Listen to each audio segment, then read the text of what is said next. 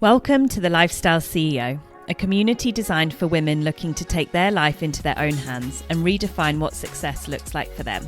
I'm Katie, a clinical psychologist and couples therapist. I'm passionate about connecting you with the tools you need to create the life and relationship you want. And I'm Christina, a marketing and business expert who has built her life around giving herself and those around her the ability to choose what their lifestyle looks like for them. Together, we have created the podcast for women just like us who are looking to redefine what success looks like for them and enjoy a lifestyle that they love.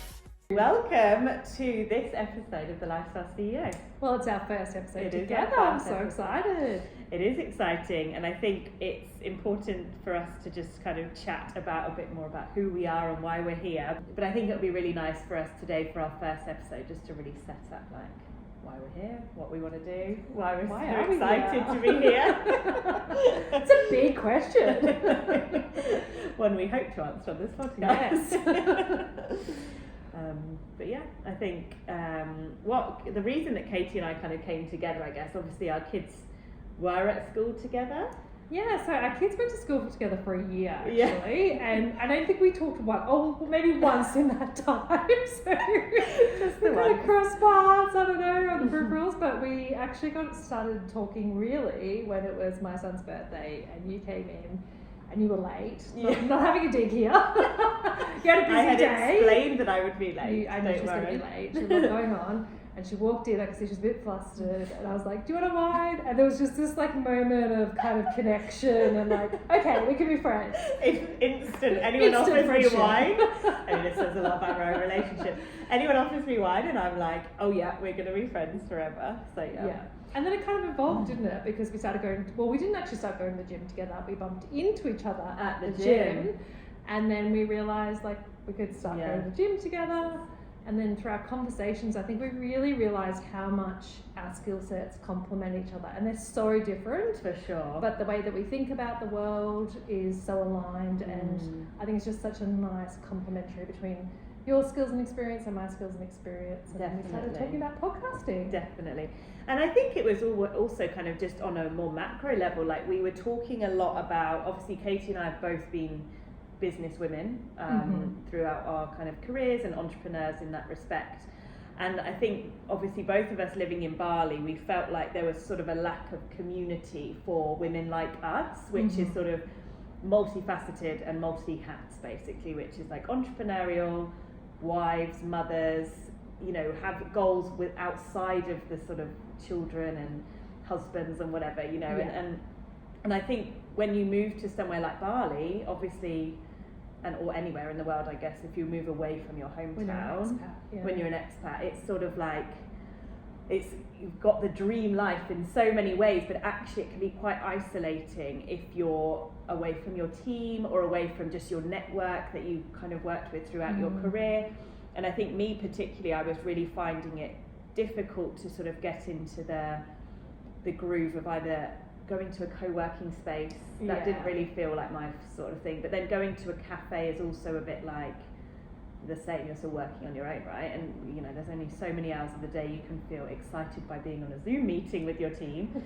And I think we sort of just bonded over that need for a bit more connection and conversation around something other than being a mother or being a, absolutely. you know. And I think it's also even something more than work. Yes, Because really, like, we're talking about like how to live your life and how we want to live our lives and our values and those kind of things. And I think that we have that nice connection around like we are trying to achieve something obviously in our work lives, but it's also really that we've made this quite big lifestyle shift. You know, really, like, it's a huge lifestyle shift. It's pretty big, I would say. I'm looking around thinking, this is, you know, even doing this, like, it's so different to what I ever thought I would do. Like, I never thought I'd be sitting here with a microphone, chatting to you, recording it, putting it up on the internet. At a birthday party. But yeah, like, this is kind of the pathway that just naturally kind of happens, doesn't it, when you start making different choices. And then I think when you are sort of living your life by your values and you're seeking out the things that you enjoy. And that's what really brought us together, actually, if I think about it, was the idea of like, we were both like, this would be really cool to do. And we just started talking about it. It was so natural and so easy. And we were both excited and felt passionate about it. And it just, you know, I think we were just kind of following like what interests us, what brings us joy. and then I think the rest kind of falls into place, doesn't it? And I think that's what the sort of point of the podcast was. We've really felt like there's this idea of the world right now where I think it's sort of driven by social media predominantly, where there's this sort of like one goal or one sort of lifestyle that everyone is pushing towards, and actually and you know, and I think even in itself that causes so much stress and so much unalignment for people, because they're seeking this validation of a lifestyle that isn't actually what they are looking for. And I think when you step away from that and you really start to think about, but what brings me joy, or what are my values, how can I live authentically, we started talking about this more and more and realizing our values were quite aligned, but also that actually there's probably a lot of women out there who are trying to figure out this new online business space or world that we live in, and actually finding it difficult because it just doesn't align to what they are naturally valuing or aligned to. So, and I think that's where we felt, and I've had conversations with other friends here who are just sort of the same. They're just like, I just don't kind of, in my mind it doesn't fit with my values or my and I think that's where we were sort of thinking, actually there's probably a really nice conversation to be had here about. Absolutely. And I think that lifestyle part is so important, isn't it? Because I think we can get caught in this idea of success and like, what is success? And I think that when we're not clear on that, we all fall into those stereotypical ideas of success, like earning lots of money, having a certain position, or having a certain business, or looking a certain way, all those sort of things that we fall into. And I think that where we both are really focused on is like the lifestyle, is like how we want to live our lives, what are our values, what's important to us, what brings us joy. And that's actually kind of guided more of our decision making around work and life. For sure. And I think it's really interesting when you start thinking about that, because I've always said it's actually not a thing that you want or things that you want, it's a feeling. Yeah, right? I love that. I'm all about the feelings, I'm a psychologist, I'm going to do that. All about the feelings. And I think it changes so much, and we were talking about this as well, like in your 20s, your goals and your vision for life is going to be so different from when you become 30, 40, whatever.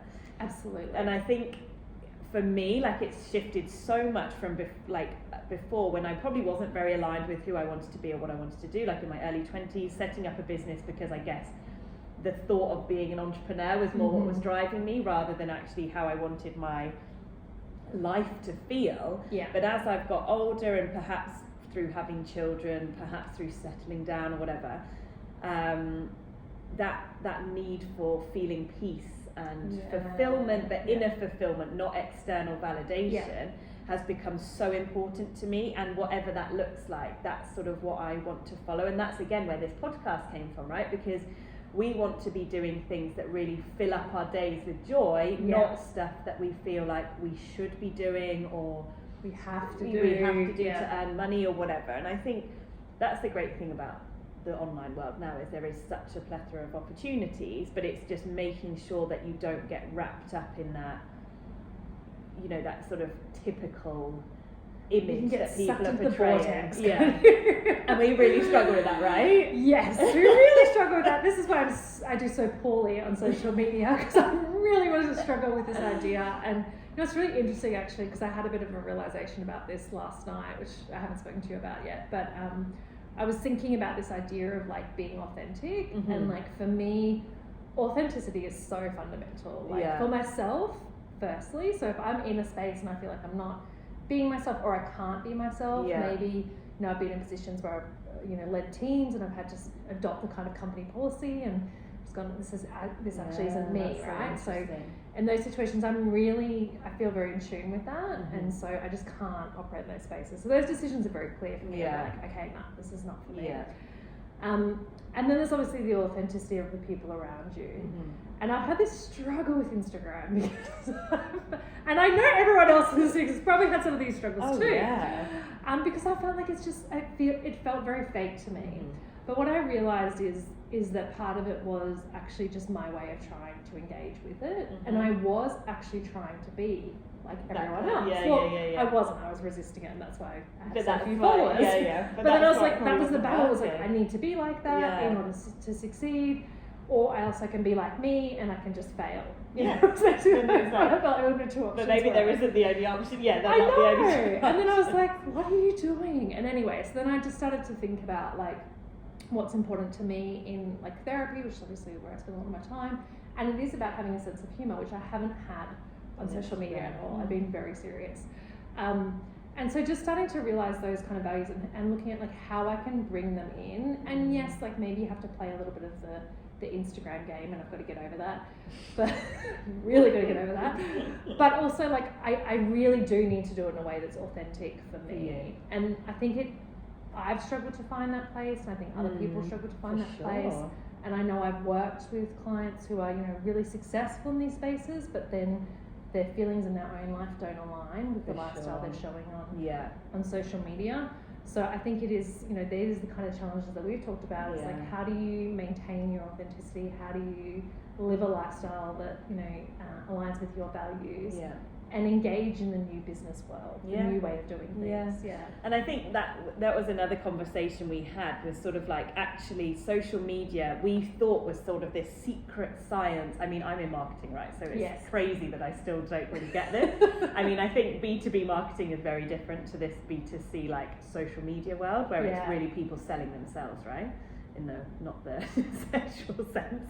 But I think we've been doing a lot of research around content, and just sort of like, even from a LinkedIn perspective, which before I felt was safe from this sort of game that you have to play on social media, but it is not anymore. LinkedIn's changed. And it really annoyed me, because I like, obviously from a marketing perspective, we PR thought leaders and people who want to build genuine credibility and like really share their kind of honest leadership thoughts and skills, and then to see that sort of becoming like clickbait headlines on LinkedIn, it really didn't sit well with me.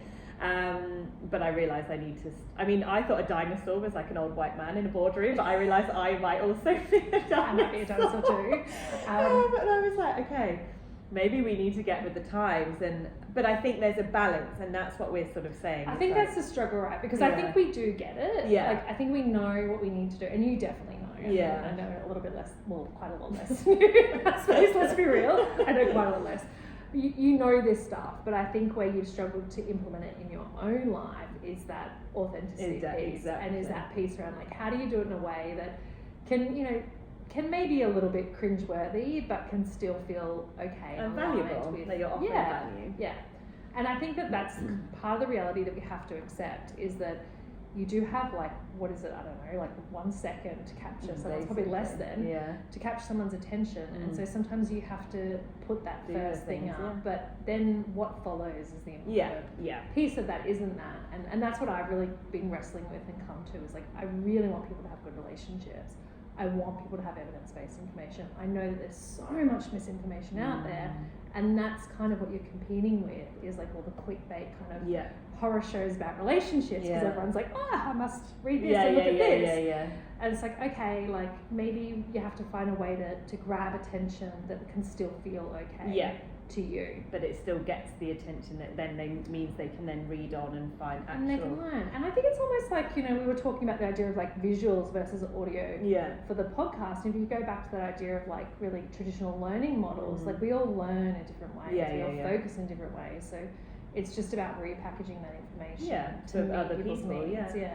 And I think that sort of brings us back to like what we're doing here, basically. And I guess I think there's definitely different seasons of life, and it's very much about, for us now, like we really feel like we've created our lifestyle, right? We've really made some big choices that have led us to where we are today, because at one point or another between us, we sort of said, this isn't what I want, and I'm going to find a way to get what I want, and really got clear on that. And I think, especially, I mean, obviously it's not saying that necessarily everyone wants to move to Bali and raise their children here. No. But it's that idea that actually you can design a life on your terms. Absolutely. And like really giving people, even if it's just this tippet of inspiration, to think, what do I actually want?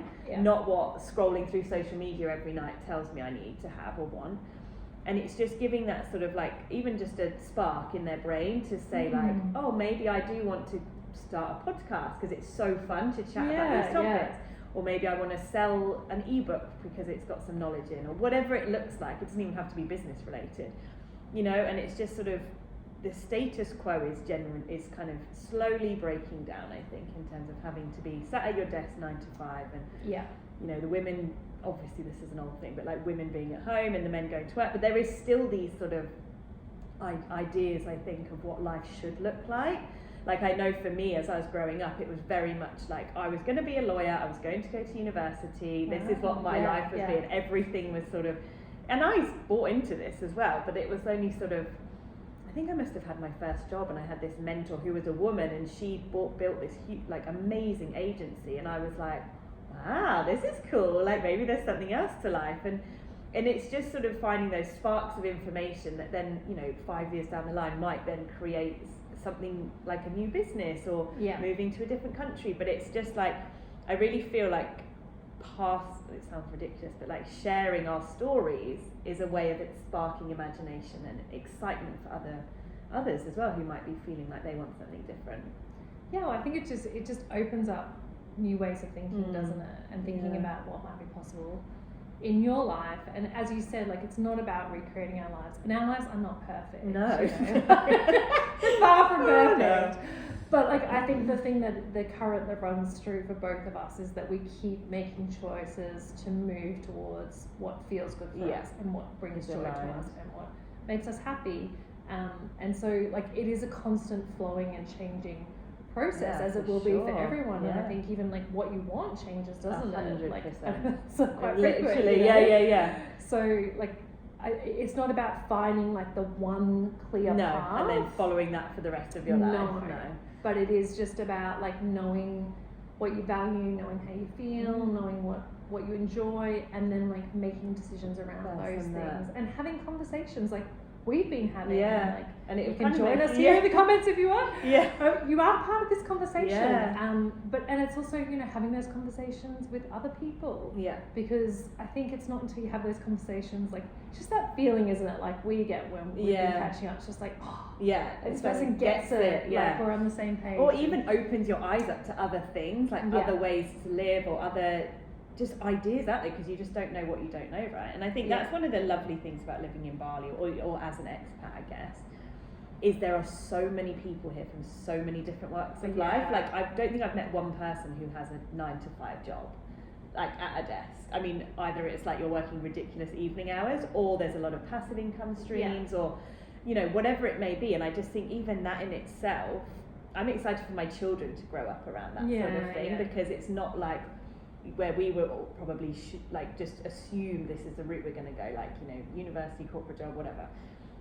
Actually, it just opens your mind to other things, you know? Absolutely. I think we are very lucky, because we are in this environment where it's like everything's kind of turned a little bit. And it's a bit weird. But it's really cool, because I feel like we don't, you know, I'm sure, I don't know if we've talked about this, but I'm sure you have talked about it with someone else as well, the idea of like the Bali bubble. And you know that in the Bali bubble, like, it does feel like you kind of feel a little bit free from all those pressures and those kind of normal ways of doing things, and you're just kind of figuring it out for yourself. And like, it is a nice place to be. I know not everyone will have that, but it is about stepping back and creating those kind of spaces in your own life. Those spaces where you can let go of all the constraints. And just think, what do I want?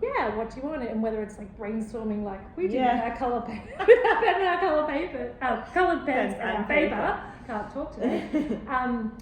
Or, you know, just creating a space where, like, I know for me, like, if I'm trying to figure stuff out for work, I really love being in different environments. So for sure. Just getting out. All about moving around. Like, I move around a lot. So, like housing, or like just coffee shops? Not housing. I keep my house the same. But like, if I'm writing, and like, again, like, everyone will be different with this, but I actually like to spend some time like being outside. And I'll just take my laptop and sit outside, or going to a coffee shop, or putting on music. Like, I just need that constant like flow. A bit of kinetic energy. And just kind of shift your energy. And so I think it is about creating some of those spaces in your life where you can do that, so that you're not just, you know, going to work, coming home, and doing your night routine, going to bed.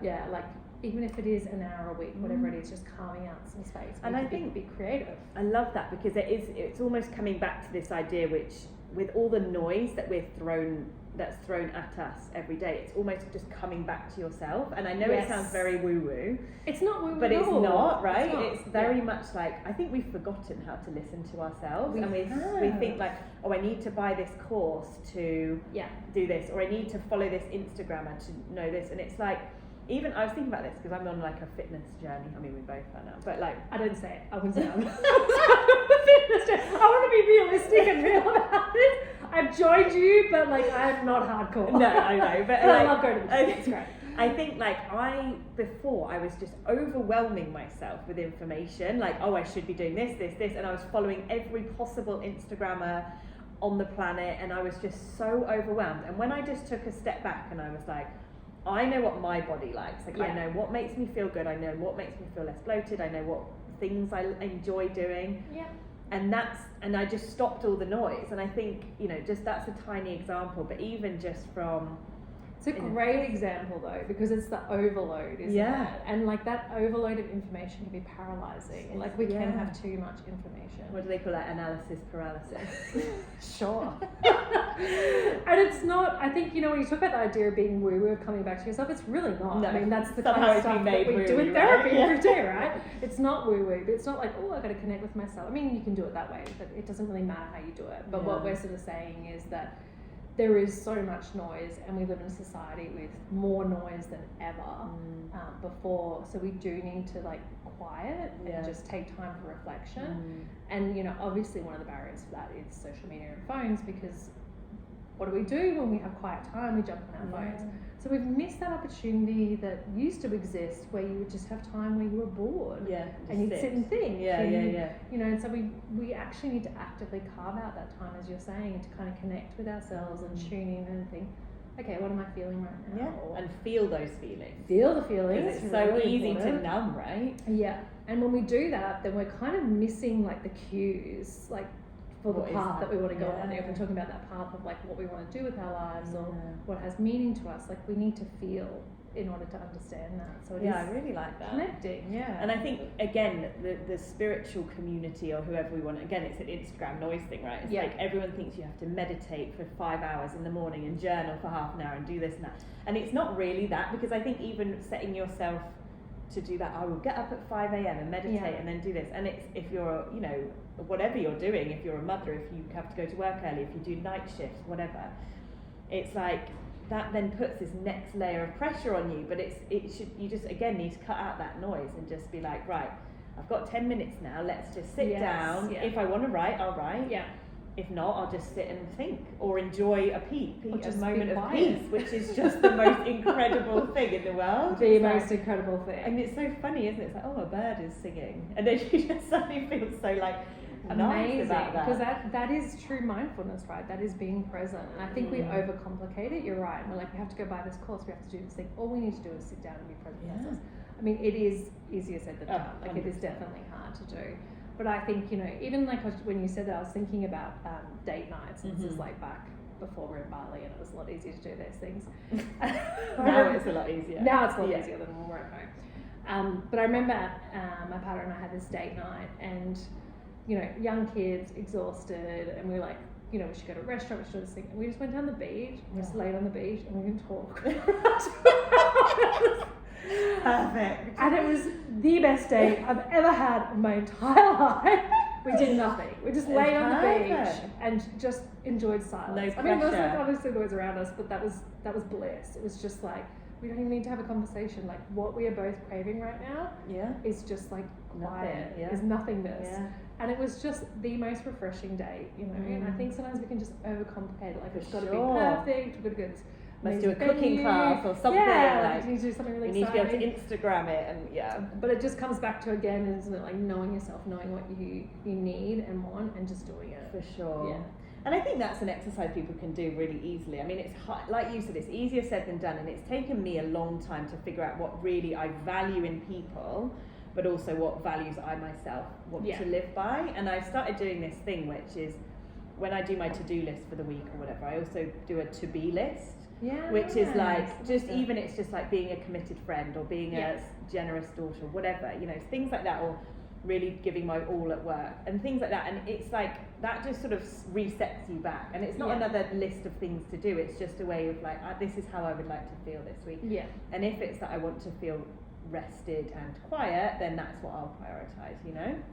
And I think that's a nice way, but actually just getting super clear on. I want to come back to that because I really love it, because it's like, it's this idea of like doing, isn't it? Like it's always adding to the list instead of like, what's more important, is it the doing or is it actually the being and experiencing? And how do I feel?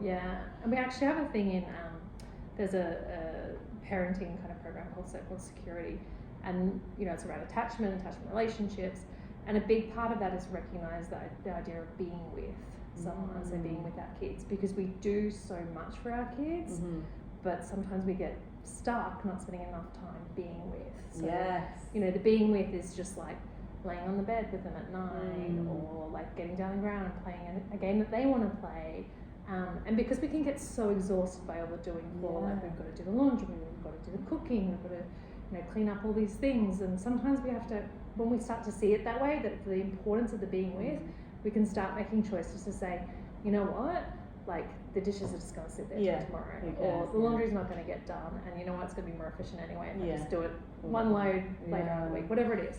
But we can start making those choices rather than just constantly be focused on, I've got to do this. And I think we are stuck in this like addiction of being busy. To-do lists are like, and like productivity, and actually productivity mode. Being with the children, or even having a conversation with our parents or our siblings or whatever, it seems to drop down the list because it's either it's not giving you an output, let's say. So it's not like, oh, I've done the dishes, so my house is off the list. Can't tick it off the list, right? Maybe that's a thing to do, like on the to-be list, it's like be a present mother or whatever. And I think it is sort of, I mean, I always remind myself how quick the years will go for the children, blah, blah, blah. But it is true. And like, I've really started to make time to lie with them in the evening and just chat about their day, because I think that's so interesting. Now they're at the age where they can share their stories. Like, it doesn't have to be going to a fancy playground every night, or even going to the beach and seeing the sunset. Like, it can actually just be let's sit down, not have any telly on, play some Lego maybe or whatever, but actually just have a chat. Absolutely. And I think, and I saw that's the stuff they remember. Like right? When you ask people, you know, in therapy, like we talk obviously about people's backgrounds, etc. When they talk about their favourite experiences when they're children, they're never about like, we went to Disney. No. It's like we went camping, we spent all this time together. It's not about the camping, it's about the time. Or this road trip we went on and we had these conversations. And it's always about like the time that we spend with. I love that. And I think it's also, you know, that's bigger than just our parenting, isn't it? Because it's also about like ourselves. Who we want to be. Yeah, and that's like exactly enjoying our own time, our own company. And I'm sure we've all done, you know, like you have a catch-up scheduled with your dad or your mum or your sister, and you're definitely doing something else, or they're definitely doing something else on the computer, and it's just, you don't come away feeling good about that conversation, especially when you live in a different country or even a different city. Like, it's, I often think I need to either carve out specific time that is only for Zoom or like FaceTime, or make sure I'm not on my emails, basically. But I do it on all the time. Like, I really need to get used, like, focused on what I'm doing, not trying to do some emails like, oh, quick.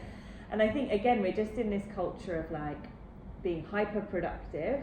This is probably women more than men. It's actually not productive though. No, it's interesting when you said that, because I was just thinking a while ago I did a mindfulness program, and the evidence actually tells us that, and I, you know, I really struggle with this actually personally, because I'm a huge multitasker. I think most people are being productive. This is not true.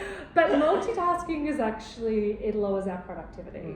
So we are much better off to do one thing at a time. And, you know, I know people listening will be like, that's not true. I know I find it hard to believe that, but it is true, you know, like, because when we're multitasking, we're never kind of in one thing. No, and we're not doing it well, right? Yeah, and we're not doing it well. So it is a thing that, like, I think we really have to start to shift. Yeah. And I think, you know, we've talked about this, the idea, like, females are just like hyper productive beasts. All the time. Always multitasking, always like looking how to do it more efficiently, more productively.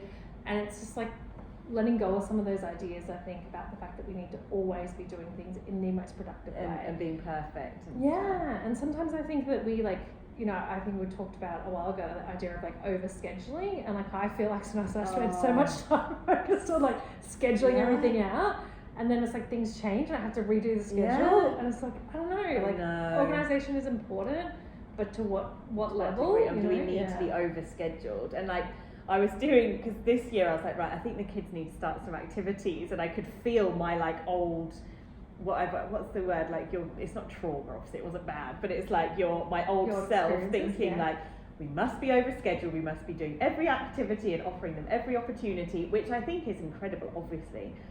But I think like there comes a point where like we don't need to have every minute of every day scheduled. Like they don't need. I remember talking to some parents, like probably more in England than here, but it's like, yeah, we always have a tutor because we don't want them to fall behind, we want them to be ahead, and it's like there needs to be a point where it's just like you said, there's just being, like there's not doing, it's just being, and not scheduling, and not like kids need to be bored, right? You know, and honestly, figure out what they want to like, do. Learn to be bored and learn to create, and they need space and time for that. If you're constantly scheduled, you're constantly on, then you don't have and your brain probably doesn't develop right, and you don't have the space to like process feelings, because you're constantly like, when you know yourself, like when you're just in go mode, that's like so you're interesting. Just like in that autopilot, aren't you? Just like go, and you're numbing. You're like you are. You're pretty numb because basically. you're just like in hyper focus mode. That's so interesting, because I guess we were talking earlier about how we numb ourselves by being hyper productive, but actually our kids, we're breeding that in our children already, right? By sort of not allowing them, or we would be if we're not allowing them to have that space to feel the feelings, and like, so maybe that's how it all sort of came about, is this generation of being productive all the time. Stop doing everything. Don't be productive. But I think it comes back to, like, again, it all comes back to just knowing yourself, which is definitely easier said than done. And I know it's a journey, because we change all the time as well. But I think if you know who you are, then you kind of know what you want to do. And it's like that Ikagi principle, right? Where it's like your purpose and what brings you joy can then create what you do in life. And I realise that's hard to do. I think you know why that's hard too, is because I think even though we say that and we talk about like knowing who you are, a lot of the societal messages around that are still around what you do. Yeah. So like you think about school, like it's all about choose your subjects, choose your pathway, like, you know, you've got to know who you are, but it's framed in that way, but it's not actually about who you are. It's still about like what you're doing. Yeah. And your job does not define who you are, I think. Absolutely. And I think a lot of people get caught up in that as well, especially now. There's so many like solo entrepreneurs, or people that work for themselves by like talking about who they are, as in like sharing their skills, which I think is amazing. But I think again, you then really get tied up in the idea that your business is who you are, and you are who your business is, right? So it's sort of like you can separate that a bit in terms of actually who you are is different to what you do, like you said. And I think it's just figuring out that like it's my a part values. of who you are. Yeah, it's not the whole thing. You know what, when you're saying that, I was thinking about too, that is a bit of a challenge in our society, is that when you're talking about that idea of like showcasing your skills, I was actually thinking like a lot of people also have businesses that are just showcasing their lives. Yeah. So it is about like, this is the lifestyle I have, or this is who I am, this is what I do. And you know, the number of times that I have heard people raise the struggle around that, because it's like, but this is my brand, but this is not what I want to do anymore, this is not how I feel, this is not who I am. But they still feel the need to showcase something different. Yeah. And so like, and then they've created this whole brand around someone that they no longer connect with, like in themselves. And then there's this kind of like really hard shift of like separating out the two, the business and the person. Yeah. And these are really unique challenges that we never had before, until probably the last 5 years. Yeah, which is crazy. And I think and it is difficult, because there is this, I mean, unfortunately there is a type of Instagram look that does seem to be more appealing to others, right? I know. We are definitely. It is not my look. But I think it's like, but actually more and more, and if you see the way the trends go, right? 5 years ago, boss bitch was like the trending thing. Now trad wife is like the thing, you know, like traditional wife. And it just doesn't matter. And I think if you're doing your business or your personal brand, whatever it may be, and I know we keep talking about business and it's not just about that, it's more about how you show up in the world. If you're doing that to validate... I think that is what we are about a little bit, because it's the balance, right, isn't it? So for us, you know, in that name of Lifestyle CEO is about, like, it's the lifestyle first. It's putting yourself first, and then the business comes second. And the CEO, I think, well, I don't know, for me, what I'm thinking, and let's talk about this, but it's also like, it's more than just like a CEO of like a business, it's a CEO of your life. Exactly. It is you taking charge of your life. Like, you have the power to create any life that you want. Exactly. And it's like that wheel of life everyone talks about, like how can you fill each part with what you want, not what society says you should do, not what everyone else is doing, blah blah blah, but actually that lifestyle CEO, it like you say, it's actually, what does your life look like? Just as a CEO would decide what the company looks like, is actually what does your life look like? And I think that's what it is, and the conversations we have, like week to week, will be really focusing on maybe specific parts of that wheel, but also really delving into like how you can balance it all.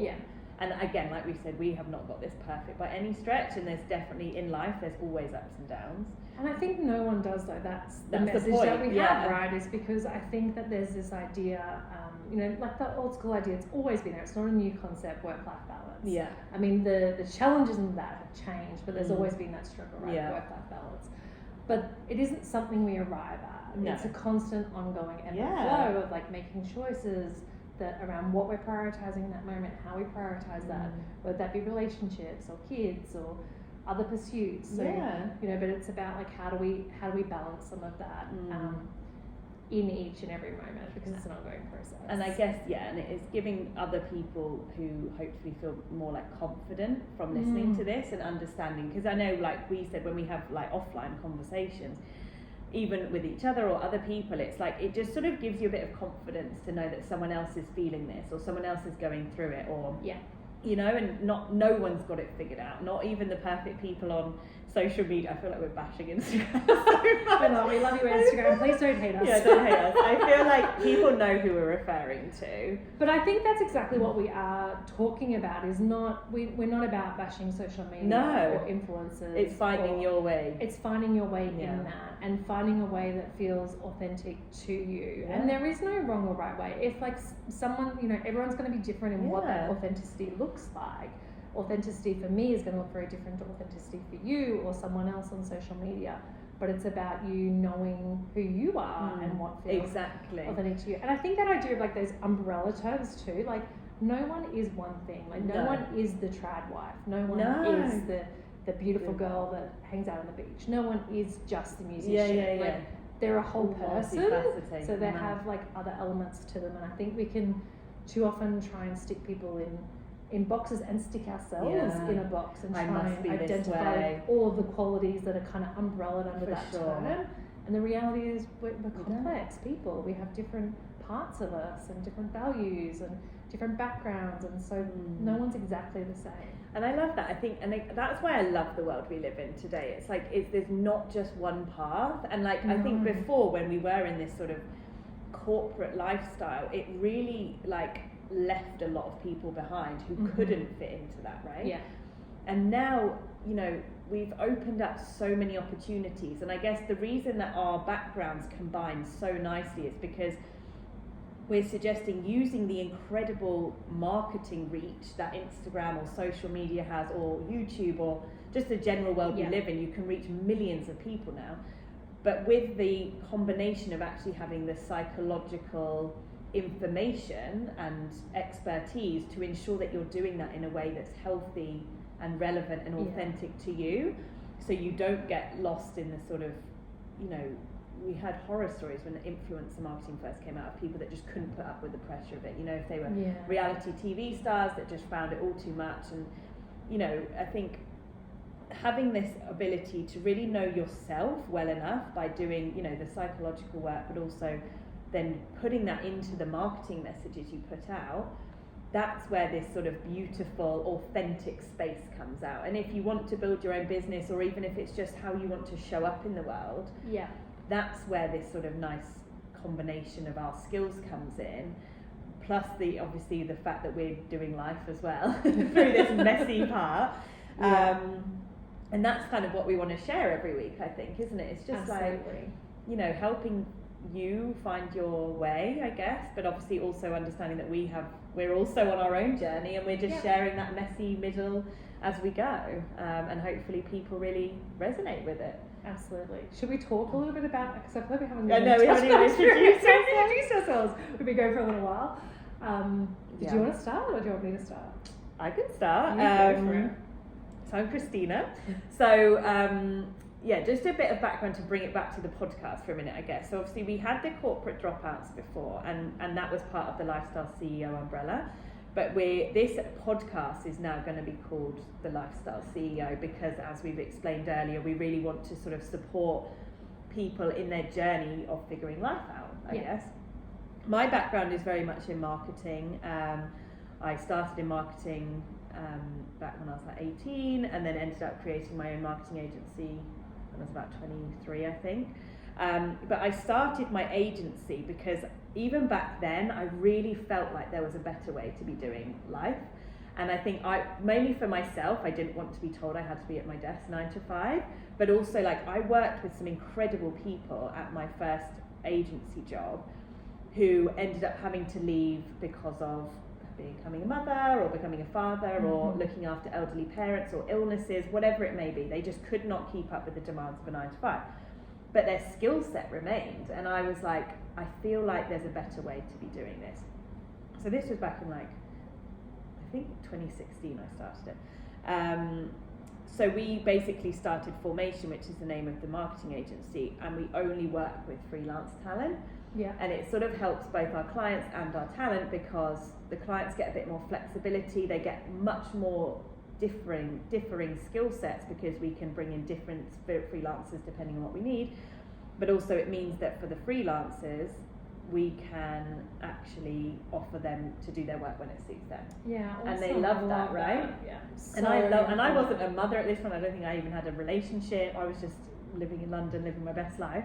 But it really felt like, and there's people now that I've worked with, most of the team, to be honest, I've worked with since we started the company, and a lot of them were my old, the people that left the agency, right? Yeah. So it's and they work for other people and they do lots of different things, and I just love that, because we all have this energy when we come together. We're so excited, we're so passionate about what we do, and we're not just ground down by the fact we have to commute in on a 6 a.m. train or whatever, and then obviously COVID happened, and that was everyone then sort of caught up to this idea, although I feel like we're now going backwards a bit and calling people into the office. And I must say, there is definitely things I miss about having the team together, and I think a lot of the teams still get together to work. Obviously I'm now in Bali, so I sort of miss that, and I do agree there's perks to that, but generally I think life is better when you can design it on your own terms. And then so that sort of led me, the business has been pretty successful, and I then wanted to sort of help up and coming freelancers to understand a bit more about, it's not just about having a skill, but really think about how you could make a successful business out of this. And that's where the Lifestyle CEO and the corporate dropout sort of came from. So we're sort of just running both now. There's another agency where we merged with a digital agency, but that's a whole other story. But essentially, my background is in marketing, but then also helping others on their marketing journey, I guess. I guess my role on the podcast is kind of providing more of those practical tips around marketing and or using the tools available to grow a business, but also sharing my own journey and what I've learned along the way. So I love that, and I love that you recognise that need for flexibility, which is so important. And I think you get the best talent when you do that, don't you? Because people, end up leaving amazing roles because they don't have flexibility. They just can't do it. Yeah, they can't work a 9 to 5. Yeah, no, for sure. So tell us about you. I haven't thought about this enough. Oh my gosh, my story's so long when I started. So my background is very different to yours. Actually, I actually did a business degree. Did you? Straight out of school. Oh, amazing. Yeah. So I did 2 years of a business degree, and then I went off and travelled the world for 4 years. So I, very young, I think I was 19 when I headed overseas, and was very much about living my life to the fullest. Love and that. I think I've always been a little bit that way. So yes, I did a business degree. It really wasn't for me. Sorry. But I those skills I think I learned in that have actually been incredibly useful course, in all roles that I've had. But I went into the not-for-profit sector as soon as I finished my degree and started working more in career kind of space. And I worked very much kind of very hands-on on the ground in very low socioeconomic communities, doing things like running drop-in centres and working with kids who lived in Housing Commission, and so just very kind of hands-on sort of roles, and then moved more into policy and training. I did the cross-cultural training for a while, worked on community safety, so a lot of different kind of social areas, and then I decided to go back and study psychology. Nice. So I did my undergrad and my honours, and then did my doctorate in clinical psychology and became a psychologist, and was working throughout that and doing a lot of work still in the community sector, so but more in kind of management, so as a general manager of family services, those sort of roles. And then opened my own practice. Wow. And then we hit COVID. And that was a barrel of laughs. No, it was pretty hard time. And I definitely became a little bit burnt out with that. So it was, I'm from Australia and I live in Mornington Peninsula, just outside of Melbourne. And we had very heavy lockdowns, so some of the harshest lockdowns in the world in Melbourne.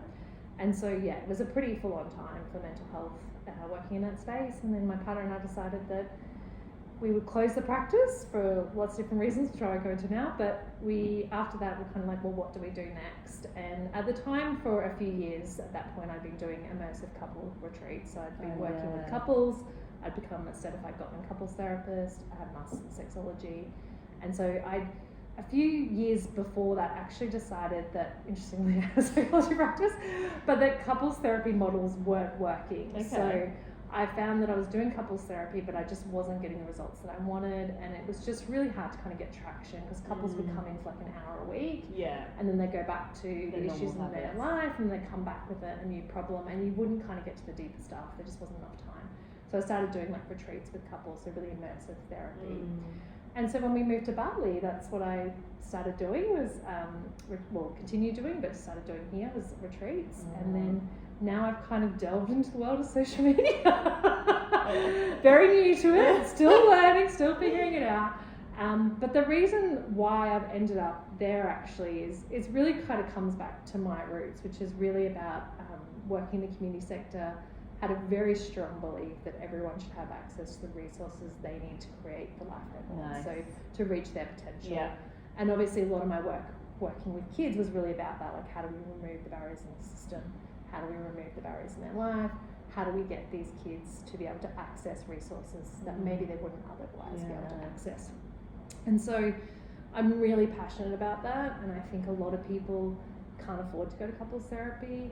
A lot of people don't want to, so we often find like one partner, particularly, and don't want to generalise, but quite often males don't want to go to therapy, which is fine, it's understandable, there's lots of reasons for that. But like, how do we create alternative solutions to that, and how do we help people with relationships without saying you have to fit in this box, like you have to come into a room to access this information? How can we bring that information to people in a way that's more engaging? And I guess the piece, like, I mean, I'm very confident in my work, I'm very confident in the evidence-based part of my work, but the part I'm still kind of figuring out a little bit for me is how do I make that more fun and engaging on like a social media type platform, which is a very new space for me. And as a clinical psychologist, we tend to have a lot of boundaries, we do also have a lot of rules around what we can and can't do. So yeah, it's just kind of finding my way in that, with that clinical psychology hat, with my couples therapist hat, and then with my own personality. And what I want to do, and what I think is important, and where I'm happy to kind of push the boundaries and say, we need to figure out some new ways of doing this. Yeah, and I think the way we thought that also played really nicely into this conversation is obviously relationships have such a profound effect on your life, right? Absolutely. And I think there's, you know, again, just using the business side as my own example, but like as a female entrepreneur or female business leader, whatever you want to call it, there can be shifts or like not problems, but like there's definitely dynamics within relationships that need to be figured out. But there can be problems. Well, yeah. Let's call spade a spade. Like relationships, there can be problems and issues, and we need to address those things. Yeah. And I think it's just like, and like you said, actually bringing resources to people, because I mean, I certainly found, and I was talking to you about this a bit earlier, but my entrepreneurial journey has been made so much better by my personal development journey. And I've only been able to build businesses that I feel confident to stick with, or to like align with my values, rather than doing it the way everyone else has been done, because I've developed myself personally, and really taken a good hard look and at those that, skills are so important. So a lot of the work I do with retreats tends to be with your more high performing, like your CEOs and your directors and your entrepreneurs, and people who are really invested in not just having like an ordinary relationship. They want something extraordinary. They want to invest in their life and their relationship, and they have unique challenges. And I think, some of those challenges can be things like one partner is doing a lot of professional development work, and maybe they feel like the other person isn't coming along on that journey with them. And so how can you help those sort of couples to give them resources that work for this other partner, that maybe they're not cool with going to therapy or doing this program or doing whatever, but they still want a great relationship, but it's how do we help them in that way. And I think, the skills that we talk about in relationships, it's so much bigger than relationships. Like, I think about the problems in the world. Okay, I'm getting really big here, guys. Stick with me. But I do think, oh my gosh, there's so much going on in the world right now. I'm not going to get into all the stuff. We all know all the stuff that's going on in the world. But a big part of it for me is we've lost our ability to be non-reactive. We've lost our ability to sit in the grey. We want black and white when it's not. We've lost our ability to like really understand another person's experience and walk in someone else's shoes. And all of these skills, we learn these in relationships. And so I really do have a personal belief that if we can start to develop those skills, I mean, even before people get in intimate relationships, we really want to be doing it at school. These are the kind of skills that help us with compassion, that help us with understanding, that help us problem solve, in a really meaningful way, and we have that willingness to compromise. And so, like, yes, it's about relationships, but it's much bigger than that. It's about how you live your life, and I think it's all connected to in terms of your individual and relationships. Obviously, I'm a clinical psychologist, done a lot of individual therapy. Wasn't meaning for myself, individual therapy, but I was meaning like with clients, obviously. And then equally have done couples work. And again, the two, there's such an interplay, like in terms of our individual well-being and our relationship well-being. That's kind of what took me into relationships, is that I was working with individuals who were really struggling with relationship issues. And this was leading to a lot of mental health challenges. And you can't really address that just here. You need to go broader. And so, I think that's really, they're both connected. And equally, I think that, the work, the lifestyle, relationships, all of these things come to play together, don't they?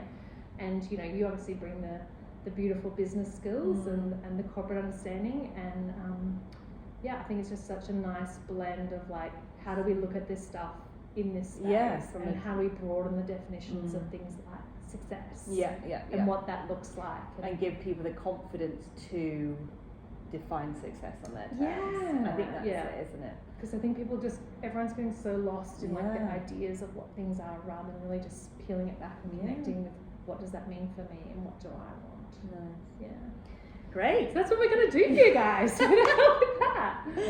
Yeah, and I think we're going to be releasing episodes weekly. And again, like we said right at the beginning, it really is a conversation we're having here. It is, and we'd love for others to either send questions in or just like join the conversation and sort of share their own experiences.